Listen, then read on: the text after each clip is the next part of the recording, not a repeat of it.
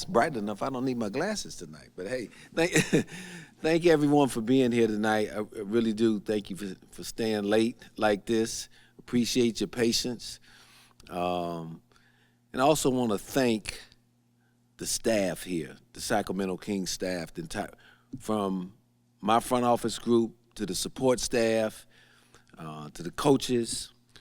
A lot goes in to draft night and draft prep, and a lot of people spend a lot of hours working to make things happen and presenting the Sacramento Kings in a very positive light while we try to find prospective players to come here who we think are going to help this basketball team moving forward. You know, I said to you all in my initial press conference that one of the most important things that I wanted to get accomplished this year is to establish an identity of what it means to be a Sacramento Kings basketball player. And so going into draft prep, and I've just been here 2 months, that has been our mission, what we've worked towards each and every day as a staff, as a group, to find players who are going to fit that identity. As a reminder, things that are important that we're going to value here: competitive, tough, team-oriented, accountable, disciplined, and professional. And so, you know, with that, we selected a young man tonight by the name of Nique Clifford from Colorado State, who we believe displays and lives a lot of those values that are important to us. So we're excited about that. Obviously, we were able to take advantage and move into this draft into the first round. We came into the night with not having the first round pick, but we were fortunate enough that we were able to get something done. He was a guy that we really targeted and we had a really good grade on. And so we feel like we were fortunate to get there and get him. He's very versatile as a player. He's a two-way player. You've heard me say that before, and you're going to hear me say that a lot. A guy that plays both sides of the floor, and that's important to what we want to get established here. He's improved each and every year throughout his career. He's an improving three-point shooter. So, again, we're excited to get him in the Kings uniform and help develop him, watch him grow. And I'm sure for the fan base here in Sacramento, you'll find what a quality young man he is the more you get to know him, and that's important to us as well. Someone who wants to be here and is going to assimilate himself very well into the culture here in Sacramento. So with that being said, I will open it up to some questions. Scott, how you doing? Good. How you doing? Good. Was Nique kind of the guy that you had your eye on? Were there a number of guys that you were watching to fall to a certain range? Walk us through how this kind of happened. Yeah, obviously, he was one of the key guys that we looked at. There were a number of players that we did like in the draft, but again, in terms of fitting the identity, he was a small group of guys that we really had identified, and we were just fortunate enough to be able to get in that position to get him. And one of the things I said to all of you in the beginning, too, when I first got here, we were going to be very prudent and opportunistic. So it all, worked out tonight. We put a lot of effort into studying this draft and kind of finding out where we thought people may go, and really kind of surprised he dropped really to where he did, but happy that he did, and again, just excited to get to work with him. Hey, Scott. Walking into the building, did you enter today with the intention of moving into the first round? And at what point, when you noticed Nique would potentially be there, did you feel like you had to start making calls and pouncing? Intention is a strong word, but again, like I said, being prudent and opportunistic. I think if it presented itself, we were going to be ready. And one of the things you do over the couple months, we talk to every team in the league, and you get there's a lot of chatter that goes in and around the draft, as you all know, and you in the podcast world for sure. I'm sure Matt keeps up with that. And so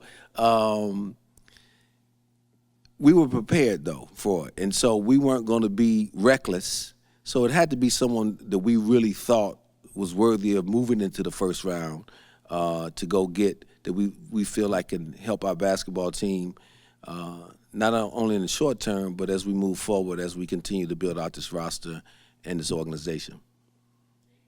Scott, when you look at Nique and how he fits into your roster. Can you just dive into that for us as well? And the fact that he's a 5-year guy, 23 years old, did that play a factor into you guys to tech him tonight? One thing for me that's always been important is a guy's production and his arc of improvement.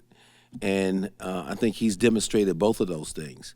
And I know we live in a world now where a lot of the players that are selected high in the draft usually are, one and dones, and people, don't want to pass on the potential of a lot of the great young players. But for me, and getting a guy like this who is ready both mentally and physically to maybe step on the basketball court this coming season, I think is important. Now, obviously, he's going to have to come here and earn his stripes and show that he's worthy of that, but I really believe that he is up to the challenge. Enjoyed really getting a chance to spend time with him and talk with him when we were in Chicago. He was one of the young men we were able to interview and get the chance to meet, so felt like, had a good handle on him, and so looking forward to working with him. Scott, I know some other things will be explained later, though, but once again, the Kings have a guard, and it actually looked like a exceptional selection. But how are you going to juggle this type of thing when you're already guard heavy right now? Well, here's a guy that plays small forward in college as well, so he's very versatile.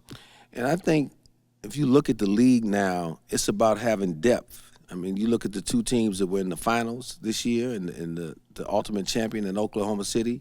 Both Oklahoma City and Indiana were very deep and very versatile, guys that could play multiple positions. This guy played with the ball in his hands. He can play all the perimeter positions. So it was just important to get the talent in here, and the rest will figure itself out. That's why we got Doug Christie in here as the coach, and I'm confident he's going to be able to figure that out. Scott, when you bring up Doug, one of the player comps for Nique is Doug Christie.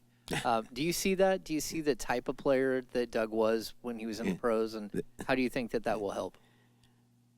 They look alike, don't they? That's one way. There's some similarities for sure. I'm dating back into my memory bank, remembering Doug's game a little bit. Obviously Doug was a very highly conditioned athlete and excellent defender, and could do a lot of different things on the court. I think so. The similarities in terms of defensive versatility, yeah, I see that similarity. But I want him to be his own player. I'm not when you get into comparisons, I never want to put that type of expectation or pressure on any type of player. I want him to be himself, his natural self. Now, if his natural self ends up looking like Doug Christie, then great for us, But I want him to be the very best Nique Clifford he can be, and I think this young man's going to give himself a chance to do that. Scott, back here. How did you view the first round overall and just how it went? And and when it comes to Nique, was it a surprise that he went as low as he did in your eyes? If he was someone that you were kind of targeting, and he was someone that we had on our board a little higher than what we ultimately were able to draft him at. But that's the draft. You never know. As much as you talk to other teams, you really never know what's going on in their building, how they make their final decisions. Some teams you feel like you have a better guesstimate on than others. So being opportunistic and being ready, so when you see someone of that caliber that we had, ranked fairly high in this draft, we thought it was important to be able to take the opportunity to go ahead and make this trade and get him in our uniform and get him a part of our program. Hey, Scott. Yeah. You mentioned Nique getting better year after year. Mm-hmm. How much do you factor that into just your evaluation of a player, and how much is it encouraging for continued growth from this point? No, I think that's very important for any player, regardless of position or where they played at. It demonstrates to me the game matters to him, that each year he probably stepped away from the game and said, okay, what do I need to get better at? And he did the necessary work to show that improvement. So it can't stop now just because he made the NBA. we're going to expect that type of approach from him, and hopefully his career arc continues to change. Now, obviously, when you come into the pros as a rookie, you're playing against the best in the world. The speed of the game is a little bit faster. Some of the terminology may be a little bit different. So there'll be a little bit of a learning curve. But he's a guy who has exhibited very good basketball IQ as a collegiate. So I expect that to continue here. I expect him to be a sponge. And I expect our coaching staff will do a very good job with putting their arms around him and helping him develop in the very best way that he can. Scott, your first move was the hiring of Doug Christie. This is your first player personnel move. I'm just curious from your perspective of hitting the ground running as the GM of the Kings, what you think about this first month and having this be your first player-related move. Yeah. Well, this month, first couple of months have been a whirlwind, as you all know, and it seemed like all the days run together. 2 months have really flown by for me, but it's been great. It really has been great. Again, working with the entire staff here, getting to know one another. When I talk about King's identity, it doesn't just extend to the coaches and players on the floor, but extends to the front office support staff. We're trying to build something special here as an organization and as a team. So that's what I really feel good about. I feel like the energy is coming together each and every day. So, and I'm excited that to be sitting here. We were able to make a move coming into this draft, and when I took this job, I was set on drafting just the number 42 pick, because you never know if you're able to make a transaction. But just the way things happened, it made sense for us to do that, we felt, and happy about that. And so really feel confident that Nique has a chance to be a contributor here for the Sacramento Kings. Scott, are you able to characterize in any sense of just the atmosphere in that room, being here for your first draft, and just, I know there's a whole nother day to go, but I know people are. Now, I was here for another draft once before, exactly. That was a very busy draft. Exactly. But go ahead. Just how do you kind of characterize maybe that room, just, the activity on your guys' end? With some of you guys, obviously, you're getting a chance to know me, so I'm focused, I'm professional, but I'm easygoing too.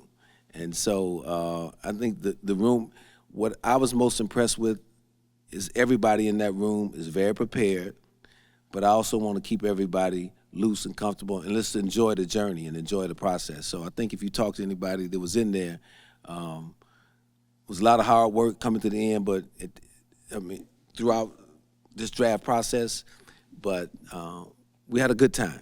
We had a good time in there as well, and looking forward to having many more together. We got another one tomorrow night.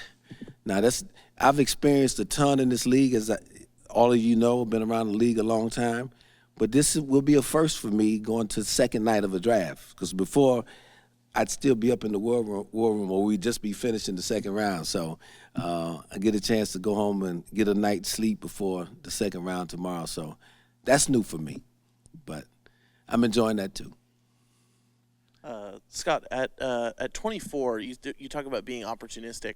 Was that something that kind of came together at the end, or were you kind of eyeing that spot with Oklahoma City at 24 the whole night? Yeah, you work on a lot of different things throughout the process, and so you have a number of conversations that hopefully that you prepared for going into the night. So if certain things work a certain way, that makes for easier conversations. And obviously, when you talk about Oklahoma City, Sam Presti is someone that I work with in Seattle, and a friend, and so and obviously he's excellent at what he does, and so things just came together that made sense for both him and us. And that's when you talk about consummating trades, and that's why it's so difficult, because each team has an objective, and a lot of times they don't always align. But we were just fortunate enough in this situation for what they were needing to do and what aspired to do and what we wanted to do. There was some alignment there, and that's why we were able to complete the trade. Scott, can you just speak a little bit to, kind of your your summer plans in terms of roster construction, what you feel like needs to be done here, how important the draft is in terms of that process, and whether decisions on players in the draft might correlate or not to sort of those broader goals. No. Look, in the beginning, like we said, there's a handful of ways you can improve your team. And this obviously everyone. It's the draft, free agency, and trades. So we're going through the draft process now to add to make our team better. We're looking to enhance the identity. So next phase, free agency, we want to enhance the identity of this basketball team to those 6 values that I mentioned earlier to you all. So once we're done with the draft, we turn the page there. We get ready for free agency on the night of June 30th, and we see what we can add to make this team better. And so when that is over, I'm sure I'll sit in front of you again and talk to you about the end of the free agency process. So, but right now, focus is on finishing the job tomorrow night with the second round and see if we can get some additional help in the draft. Hi, Scott. Congrats on night 1.